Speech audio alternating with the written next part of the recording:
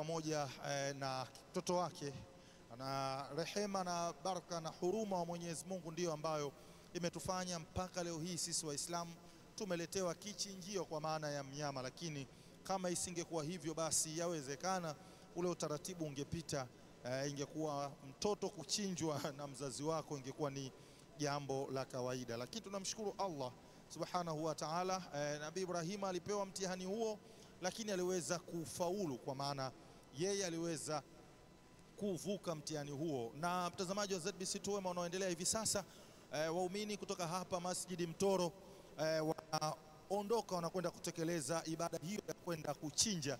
Kama unavyoona, alhamdulillah, watu mbalimbali wameweza kushiriki katika kutekeleza zoezi hili, akiwemo mzee wetu Said Salim Bakhresa ambaye leo hii na yeye ameweza kuswali na sisi hapa katika masjidi hii, Masjidi Mtoro, na yeye akiwa anaondoka hivyo kwenda kutekeleza ibada hii. Mwenyezi Mungu amjalie umri mrefu mzee wetu, ampe kheri, ampe baraka, akiwa na yeye ni miongoni mwa watu ambao wameswali swala hii ya Eid, akiwa ameongozana na mlezi wa msikiti huu Sheikh Awadhi, na yeye akiwemo hapa, wakienda kwenda kutekeleza ibada ya kuchinja. Hivi ndivyo matangazo haya yanakujia kutoka hapa Masjidi Mtoro. Ni mzee wetu huyu ambaye anahakikisha anausimamia msikiti huu kwa raha, msikiti huu kwa amani na utulivu. Mzee huyo akiwa anaondoka huyo kuelekea katika kutekeleza ibada hiyo. Na hapa Waislamu pia mbalimbali na wao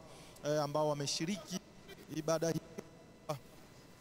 wanakwenda na wao kutekeleza ibada hii. Mtazamaji wa ZBC2 wema unaoendelea, tunaye hapa Qari.